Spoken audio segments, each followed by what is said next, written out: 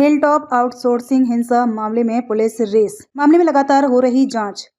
SSP ने कहा, जिसने भी ऐसा किया है उसे छोड़ेंगे नहीं।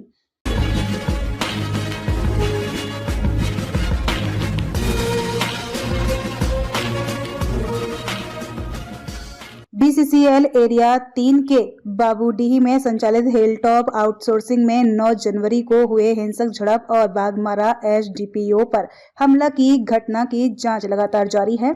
घटना के मुख्य अभियुक्त जेएमएम नेता कारू यादव की गिरफ्तारी और उसके आय के स्रोत की भी जांच चल रही है। सोमवार को इसी संबंध में धनबाद के एसएसपी एचपी जनार्दन मधुबन थाना पहुंचे और अब तक हुई कार्रवाई की जानकारी ली। साथ ही विवाद वाली जमीन की मापी सरकारी अमीन से कराई जा रही है। इस दौरान भारी पुलिस बल के साथ आशा कोठी पहुंचकर उन्होंने जांच पड़ताल की।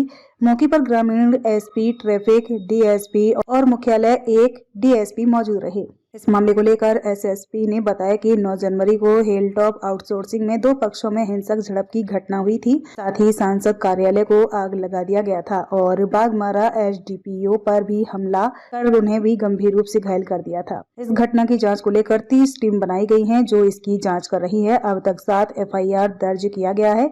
इस मामले पर अब तक 14 अभियुक्तों को गिरफ्तार कर न्यायिक हिरासत में भेजा गया है। घटना में जिम्मेदार लोगों को जल्द गिरफ्त में लेकर स्पीडी ट्रायल कर सजा दिलाई जाएगी। नीचे नीचे रखो, नीचे रखो। कौन दिन में हमारा घटना घटा था? 9 तारीख।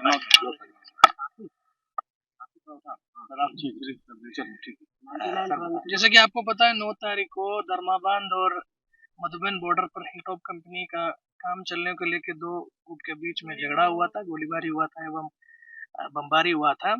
और उसी से कनेक्टेड आज का ऑफिस को कुछ असामाजिक तत्वों के द्वारा जलाया और जब जो जला है उसको पकड़ने के लिए जब डीएसपी साहब के नेतृत्व में टीम गया तो हमारा पुलिस फोर्स के ऊपर हमला हुआ, उसमें हमारा डीएसपी साहब घायल हुआ है।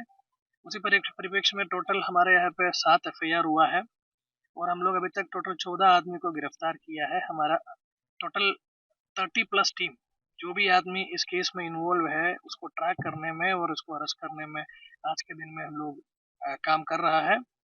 और जिला का पुलिस कप्तान होने के नाते हम तो यही आप लोगों को बोलेंगे कि जो भी ये काम किया है उसको किसी तरीके से हम लोग छोड़ेंगे नहीं, क्योंकि पुलिस वाला पब्लिक का काम करने के लिए आता है। कभी 1 आदमी आता है, कभी 2 आदमी आता है, कभी 10 आता है, कभी 100 आता है। अगर कोई भी आदमी पुलिस के ऊपर पत्थर चलाने का, ये पुलिस के ऊपर भी पत्थर नहीं चलना चाहिए, किसी के ऊपर पत्थर नहीं चलना, खास करके प्रशासन और पुलिस के ऊपर अगर कोई पत्थर चलाने के या काम में बाधा डालने का किसी भी प्रकार का कार्रवाई अगर करेंगे, इसको बहुत सख्ती से हम लोग निपटेंगे। जो भी आदमी ये काम कर रहा है उसको हम लोग बहुत कड़ी सजा बहुत जल्द स्पीडी ट्रायल करवाते हुए हम लोग करवाएंगे। बिहार से भी इसके साथ जुड़े हैं, जैसे कि अभी आप लोग जान रहे कि जो आशा कोठी है जहाँ पे बिहार का जमुई और अलग अलग जिला से कुछ लोग यहाँ पे आके किसी के जमीन पर बसा हुआ है और ये एरिया आज के दिन में एक क्रिमिनल्स को क्रिएट करने का एक अड्डा बन गया है।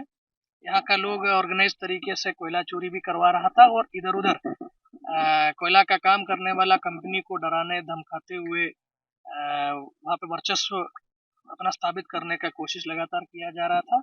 अभी हम लोग सीओ को डीसी को सीओ को बुला के हम लोग जमीन का मापी करवा रहा है। हमको कोयला भी सीज किया है, कोयला का भी हम लोग एफआईआर किया है। अब जमीन का नापी होने के बाद पता चलेगा ये जमीन किसका है। अगर वो प्राइवेट जमीन है हम देखेंगे कि उस जमीन पर बाकी लोग कैसे रह रहा है। अगर वो सरकारी जमीन है तो हम लोग आगे उस हिसाब से कार्रवाई करेंगे। हथियार भी यहाँ पर बहुत अधिक मात्रा में मिला है।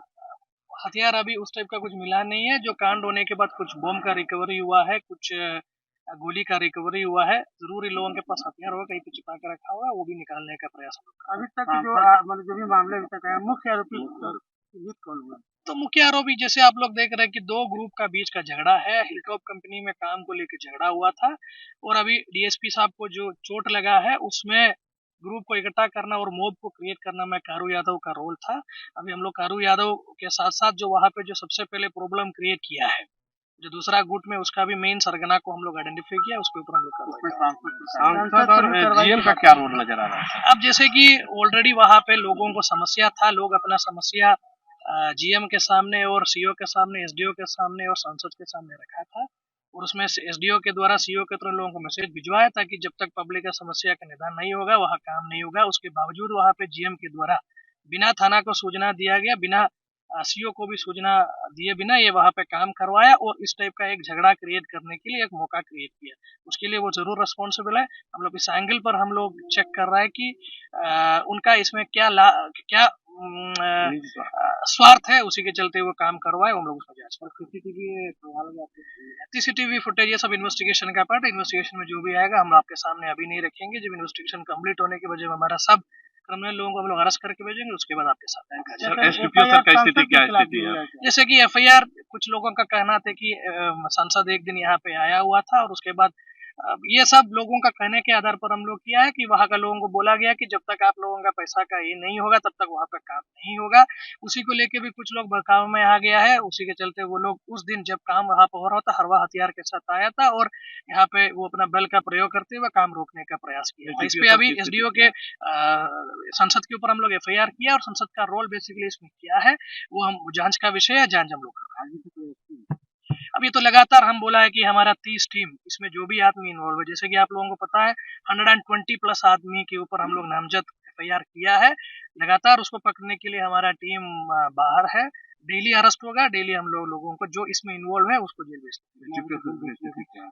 अब एसडीपीओ साहब का स्थिति अभी वो आउट ऑफ डेंजर है, वो अभी हॉस्पिटल में, उनका परिवार वाला भी है और हम लोगों का भी टीम वहाँ पे खड़ा है। अभी उनका स्थिति ठीक है। बाकी 1 महीने के भीतर लोग बोलता है कि 10-15 दिन में वो अच्छे रिकवरी हो जाए। न्यायिक हिरासत में अभी तक कितने लोग जाते हैं बोल दिया है पहले। Thank you. यदि आपको हमारी खबरें पसंद आती हैं तो लाइक तथा कमेंट जरूर करें और यदि आप चैनल पर नए हैं तो सब्सक्राइब भी करें।